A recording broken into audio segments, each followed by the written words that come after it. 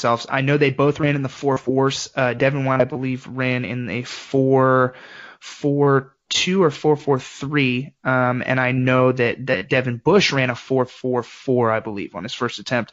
Both of them look great. To me, Devin White is probably the clear leader there out of both of the Devins. Devin Bush is a little bit smaller. He's speedier. He's faster.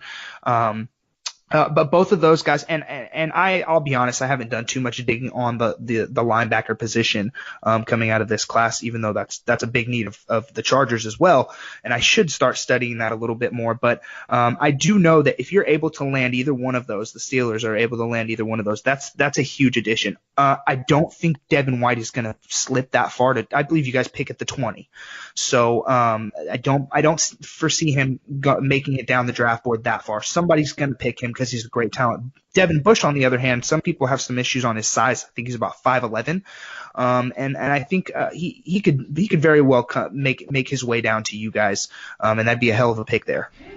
Yeah, I don't think they ever had a chance at Devin White. I think Devin White was always going to – I mean, heck, I even saw him go 5 to Tampa Bay. And I've seen him go 13 to the Dolphins. So I don't think the Steelers have any chance at Devin White. But Devin Bush is really interesting because I've seen him going. I've seen some mock drafts taking the Steelers taking him in the second round. So now it looks like he solidified himself as a first rounder. And I do see one mock draft that has them taking him at 20, which is, I think, ideal and perfect. I think that if they were able to get him, I think that would be perfect because they desperately need that kind of speedy linebacker after losing Ryan Shazier.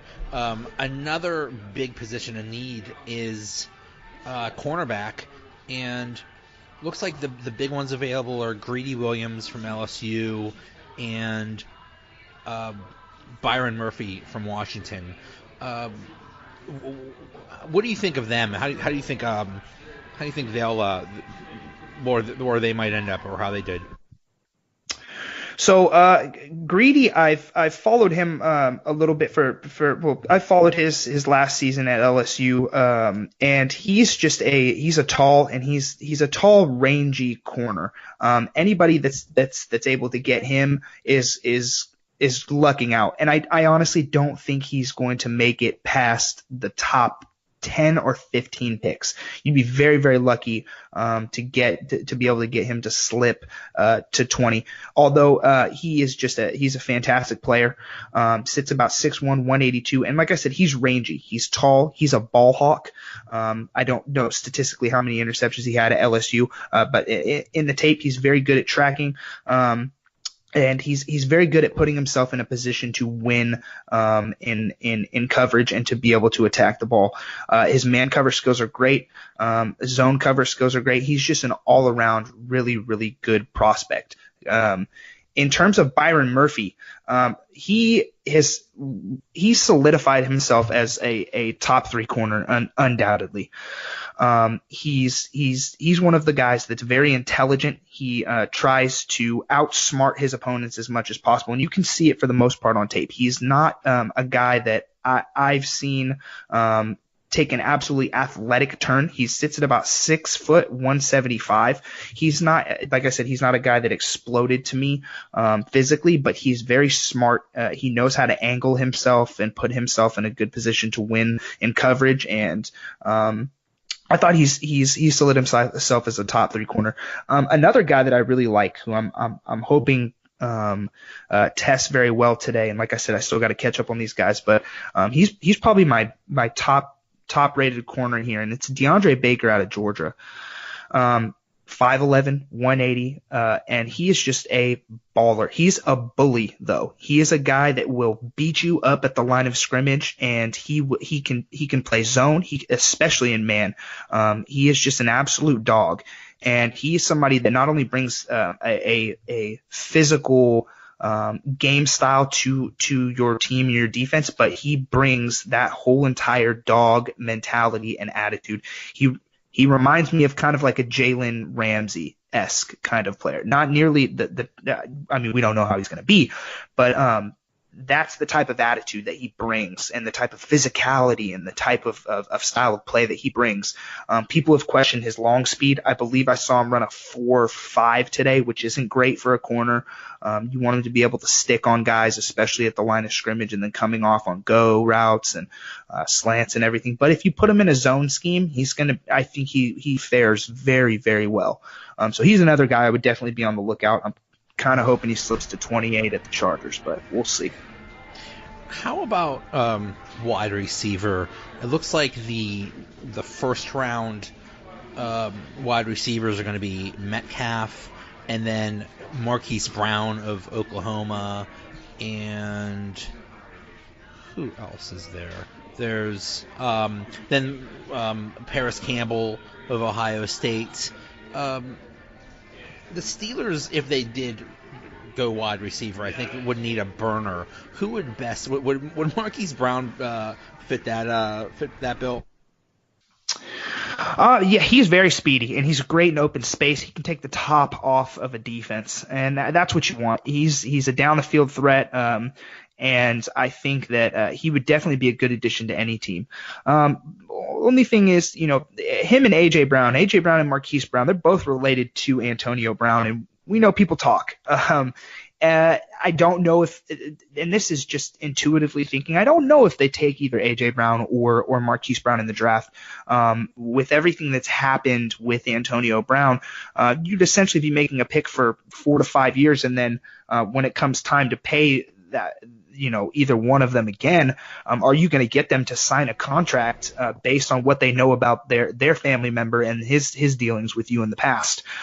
So I don't know, and that's pure speculation. I'm not sure, but like we talked about earlier, DK Metcalf is a guy. He can take the top off the defense too. He's a great vertical threat. I don't think he's going to make it that far to 20. We're probably looking at.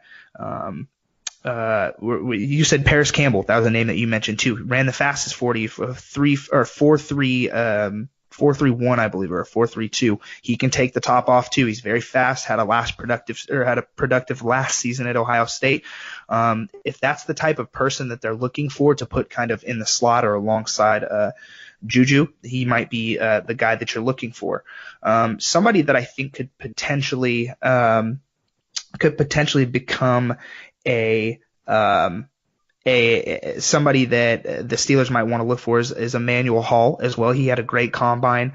There's a ton of wide receiver talent in this draft, so I don't know if the Steelers are going to want to go ahead and select a guy in the first round just yet. Could be a ton of talent that slips to the second. Yeah, one thing the Steelers are very good at is drafting wide receivers and developing them. One thing they're absolutely horrible at is drafting cornerbacks and developing them, or just defensive backs in general. So it'll be interesting to see what they do there. I think it is a must that the Steelers get A.J. Brown, only for the reason that you get A.J. Brown, you make him wear number 84. That way everybody with the Antonio Brown jerseys will not have to do anything. That would work out for you guys, wouldn't it? It's perfect. I'm thinking of the fans.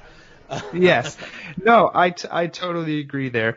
I think both of the Browns, AJ Brown, I think Marquise Brown, I think both of them are phenomenal players. You have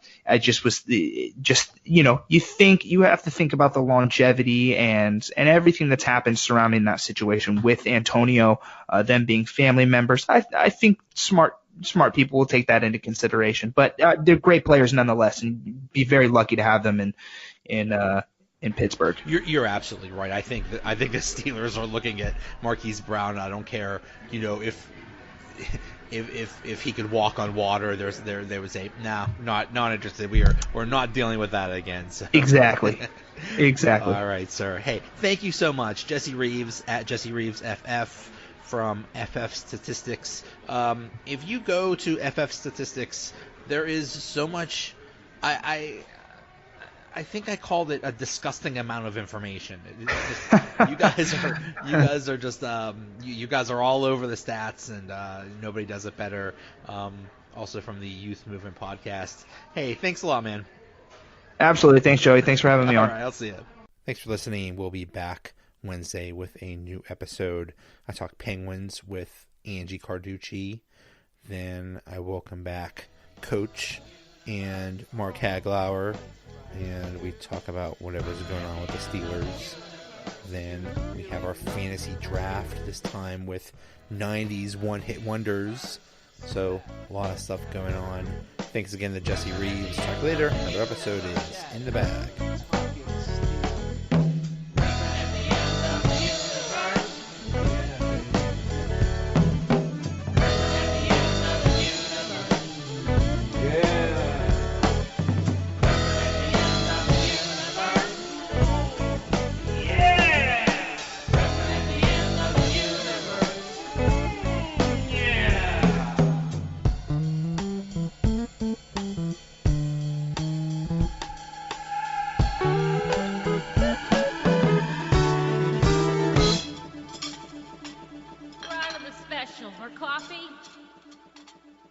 Imagine there was a way you could get an extra 20% off already incredible prices at Kildare Village. Well, there is. Just sign up to Privilege, our rewards program, and you'll be invited to our exclusive private sale, where you can enjoy an additional 20% off at participating Kildare Village brands between 29th of March and April 7th. T's and C's apply. Sign up at kildarevillage.com and find something extraordinary every day.